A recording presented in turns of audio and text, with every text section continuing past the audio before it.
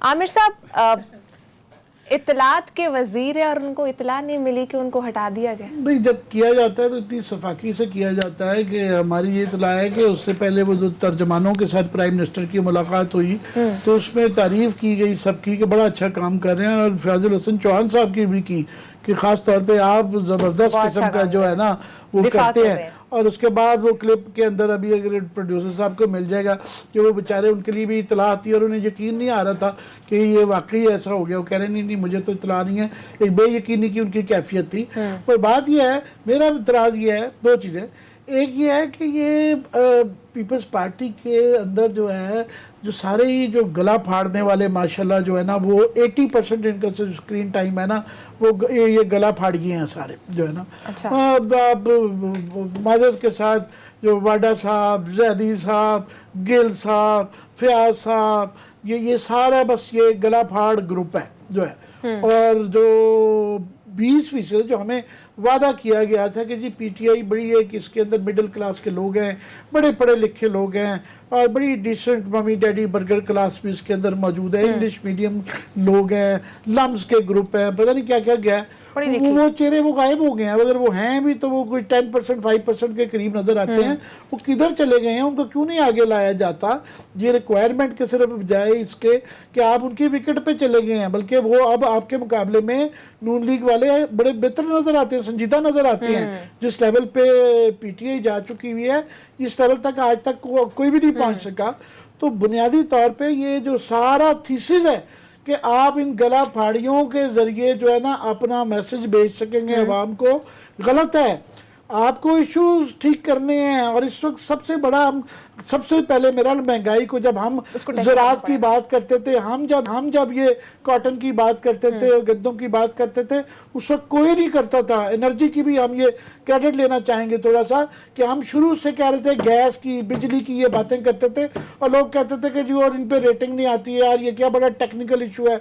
आज सारा पाकिस्तान जो है ना वो सारा महंगाई हो रहा है एंड येट उसका कुछ नहीं कर रहे। हम कह रहे हैं कि उसकी महंगाई की आप अभी भी हमें बताएं, सोल्यूशन बताएं। हमें ये ना कहें, डराएं ना, प्रॉब्लम ना रिपीट करते रहें कि जी वो सर्दियों में लोड शेडिंग होगी, ये नहीं हो सकता, वो नहीं हो सकता। आज एक जहाज गंदम का आ गया, वो ज़्यादा साहब रोटियां डाल रहे हैं जहाज, और खुदा खौफ है, गिव अस सॉल्यूशंस। आज भी बताएं कि करना क्या है, इसको कैसे नीचे लाना है। सर क्लिप मिल गया, अगर मैं वो प्ले करवा दूं वो प्ले कीजिएगा, रिएक्शन जो फैजुल हसन चौहान साहब का था। सर जाते जाते तो वैसे भी किसी को नहीं बताते।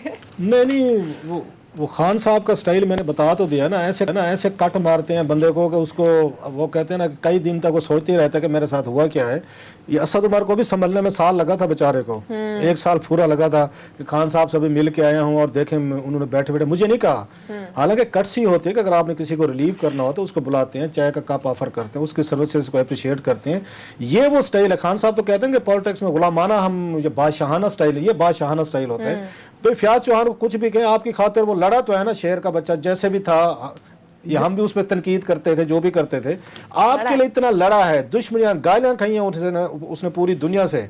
आपके पास इतना टाइम भी नहीं था कि उस बेचारे को बुला लेते, उसको बिठा के चाय पिला देते और उसको थपकी देते कि बेटा परेशान ना हो, फिर तेरी जरूरत पड़ जाएगी, फिर तुझे ले आएंगे। सो खान साहब का ये जो रुथलेस स्टाइल है ना, ये बिल्कुल बेरहमाना किस्म का लोगों को फारिग करने वाला। फिर कहते हो लॉयल्टी नहीं रहती। अब इस बंदे में कहाँ लॉयल्टी रहेगी जो लड़ा है पूरा बेचारा, और पूरा जाके उस पर चोटी पर कौन सा ऐसा लफ्ज था जो यहाँ फयाज हसन चौहान साहब ने नहीं इस्तेमाल किया। गालियों की डिक्शनरी में हर चीज रह नहीं गई थी, कोई नहीं रह गई थी इसके बाद। तो मतलब उसके बाद खान साहब आप इनसे ये तवक्को किए बैठे। और मैं इनसे भी रिक्वेस्ट करता हूँ, ये तमाम जो इनके ये ग्लैडिएटर्स हैं जो टीवी पर लड़ते हैं, कि हुजूर कुछ अपनी डिग्निटी का ख्याल करें, अपनी कुछ सेल्फ रिस्पेक्ट का ख्याल करें।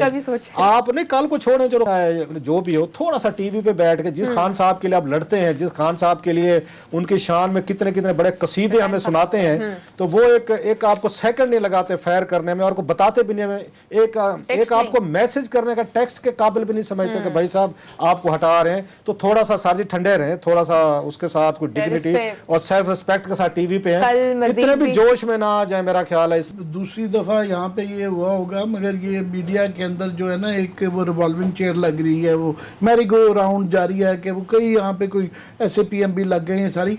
बड़ी खबर है जी, बहुत बड़ी खबर है कि जी देखिए हमने तब्दीली, वो जो कह रहे थे कि कैबिनेट की तब्दीली आएगी, बाबुओं की तब्दीली आएगी, फलाना होगा, तो अंदर से निकला ये है कि उन्होंने ना फैजल हसन चौहान की जगह पे फिरदौस बीबी आ गई हैं। अब क्यों आई हैं जी, वो कहा यह जा रहा है कि जनाब वो देखें दो चीज़ें, एक तो ये है कि क्योंकि वहाँ पे मुकाबले पे मरियम हैं और मरियम मुबारक ज़ेब हैं, औरतें बड़ी हावी हुई है, औरतों का मुकाबला करने के लिए एक औरत लाई जाएगी।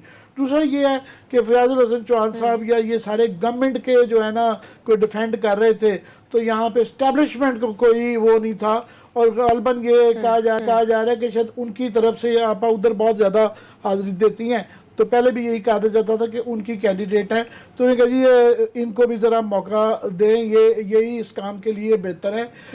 अब देखें, मेरा उसकी तरफ से वो है, खासा के पास की बड़ी डिटेल खबर है, मेरा सिर्फ ये एतराज़ है कि ये समझ रहे हैं कि ये गाली गलूच का मुकाबला करके जो है, और वहाँ पे ज़्यादा टेम्पो करके बातों के लिहाज से सख्त बातें और इस तरह के वो करने से ना मसले का हल है।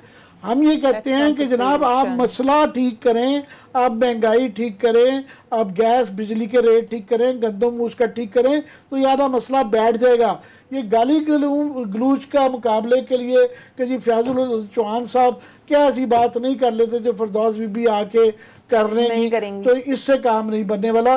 खबर जो है वो क्लास साहब के पास है। एक्सक्लूसिव स्टोरी है, एक्सक्लूसिव स्टोरी ये है कि इमरान खान साहब की और इनकी फिरदौस आशिक अवान साहबा की बनी गाला में मुलाकात हुई है। ये पार्टी के लोगों को पता भी नहीं होगा, ये मैं मतलब आई कैन सेफली से कि it's exclusive and we are breaking story कि इमरान खान साहब ने इनको बनी गाला बुलाया था। बनी गाला बिल्कुल वहीं पे इनकी मुलाकात हुई है। उन्होंने प्राइम मिनिस्टर ऑफिस में मुलाकात नहीं की, क्योंकि प्राइम मिनिस्टर ऑफिस में आपको पता है वहाँ पे आजम खान साहब और शहजाद अकबर के साथ लास्ट टाइम अच्छी खासी उनकी तू मैं हुई थी, अनबन हुई थी, और अच्छी खासी वहाँ पे कहा जाता है कि हार्श लफ्ज जो है ना वो वहाँ पे बोले गए थे। अब की दफ़ा इमरान खान साहब ने अपनी जो ये टीम है उसको उन्होंने बिल्कुल बाईपास किया है, ना आजम खान साहब को दरमियान में आने दिया, ना शहजाद अकबर साहब को दरमियान में आने दिया है। तो डायरेक्ट जो मुलाकात हुई है वो इन फिरदौस आशिक अवान साहबा की इन तमाम लोगों को परे रख के उनकी बनी गाला में हुई है। पहले भी तो वो बनी गाला के थ्रू ही नहीं आई थी, जहाँ से भी आई थी। मैं मुलाकात की स्टोरी दे रहा हूँ सर, मैं वो बता रहा हूँ कि वहाँ से वो हुई है, उनकी मुलाकात हुई है बाकायदा, और मुलाकात के बाद उनकी सारी चीज़ें तय हुई हैं। सो आजम खान साहब और उन शहजाद अकबर साहब जो बकौल उसके वो ये फिरदौस आशिक अवान साहबा कहती होती थी कि मेरे खिलाफ साजिश करने वाले जो है ना यही 2-4 लोग थे, और इन्होंने मुझे इमरान खान साहब से नहीं मिलने दिया था। बल्कि आपको याद हो जब इनका इस्तीफ़ा लिया जा रहा था लास्ट टाइम, तो उस वक्त भी जो मुझे याद पड़ता है, जो मुझे ये स्टोरी उस वक्त भी हमने की थी कि 4 बजे इमरान खान साहब की मुलाकात होनी थी इनसे फिरदौस आशिक अवान साहबा से। तो अचानक इनको आजम खान साहब जो है वो साइड पे ले गए थे गाड़ी की, जब वहाँ से निकले मुलाकात के बाद तो वो साइड पे ले जाए तो खान साहब के कुछ उन्होंने कान में कहा, अखबार की क्लिप से वो दिखाई गई थी, कोई कॉलम छपा हुआ था इन फिरदौस आशिक अवान साहब के खिलाफ। तो उन्होंने कहा ये देखें जिनके खिलाफ कॉलम छप गया है तो आप इस पर वो कर दें। उन्होंने कहा जय जी फायर कर दें, खान साहब ने फरमाया। तो उसके बाद आजम खान साहब गए, उन्होंने बुलाया फिरदौस साहबा को, शहजाद अकबर साहब भी थे कि जनाब खान साहब कह रहे हैं कि आपको फायर कर दो। उसने कहा खान साहब कैसे कह सकते, अभी 4 बजे तो हमने मीटिंग इकट्ठे की है। ये भी दाद देने से खान साहब को ये बहुत कम लोग कर सकते हैं कि उन्होंने, आपको याद असद उमर साहब जो हैं उनको इसी तरह फायर किया था कि उनसे मिल के गए असद उमर साहब 8-9 बजे, रात को 10 बजे व्हाट्सएप आएगा उनको असद उमर साहब यू आर फायर्ड, और उनको फरिश्तों को ही पता नहीं था कि मैंने ऐसी कौन सी गुस्साखी कर दी है। और सेम ही नहीं आपकी फेवरेट गॉडफादर में ऐसे ही होता है कि चाय वाय पिला के जो है ना बाद में जाते रास्ते में जान ले ली जाती है। अच्छा सेम यहाँ फिरदौस साहबा के साथ ये कुछ खान साहब ने कहा 4 बजे मीटिंग कर, इतनी भी वैसे बंदा इसके लिए खासा वो होना चाहिए, महर में मतलब सॉफ्ट लफ्ज यूज कर रहा हूँ, बड़ा एक्सपर्ट होना चाहिए ये काम करने के लिए भी कि आप बिल्कुल इकट्ठे बैठे हुए हैं लाइक गॉड फादर स्टाइल, बिल्कुल पता ही काट दे बंदे का। बंदा खुद हैरान हो कि यार अभी तो इतनी अच्छी चाय पिलाई इज्जत के साथ उठाया है, बिठाया, दरवाजा खोल कर मैं बाहर तक छोड़ने आए तो जाते ही ऑर्डर कर दिया। खैर इनकी बड़ी वहां पर लड़ाई हो गई थी आजम खान साहब से और उनसे, उन्होंने बल्कि कहा जी खान साहब से मेरी मुलाकात करवाएं, तो उन्होंने कहा आप खान साहब से नहीं मिल सकते। आजम खान साहब ने कहा खकान आजम जो भी आप उनको निकनेम देते हैं। तो उस पर वो हमारी ये होगी फिरदौस आपा जो है बिफर गई, गुस्से में आ गई, उनका स्टाइल है वो है आप होते कौन है मुझसे इस्तीफा लेने वाले, आप तो सरकारी मुलाजिम है, ग्रेड 22 के भी नहीं था, 21 ग्रेड के अफसर हैं।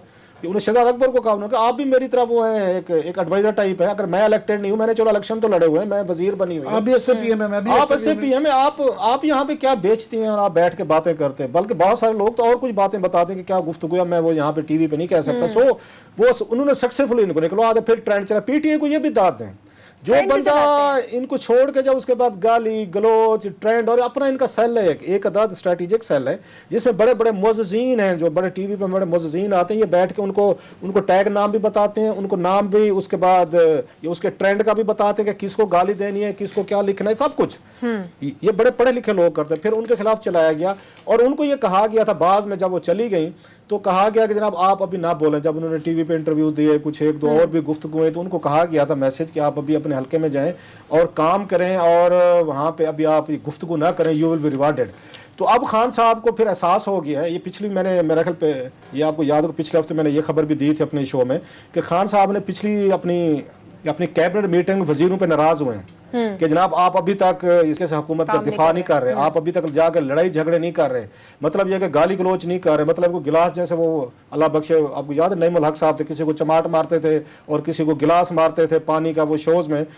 सो इमरान खान साहब यही तवक्को कर रहे हैं कि आपको लड़ाई करनी चाहिए। एक इनके मीडिया के बंदे से मेरी बात हुई और मैं कि भाई साहब ज्यादा आजकल तेज गुस्से में जा रहे हैं खैर है मैं कि बड़ा काम दिखा रहे हूँ कि आपकी बड़ी मेहरबानी आप अप्रिशिएट कर रहे हैं। खान साहब तो नाराज है मुझसे कि मैं अभी भी कुछ नहीं कर पा रहा तो मैं कि भाई साहब उसके बाद तो गाली गलोच रहे कि गिलास रहे कि डंडा शंडा रहे कि टीवी शोज में सिर्फ ये थी कि ये कहा जा रहा है कि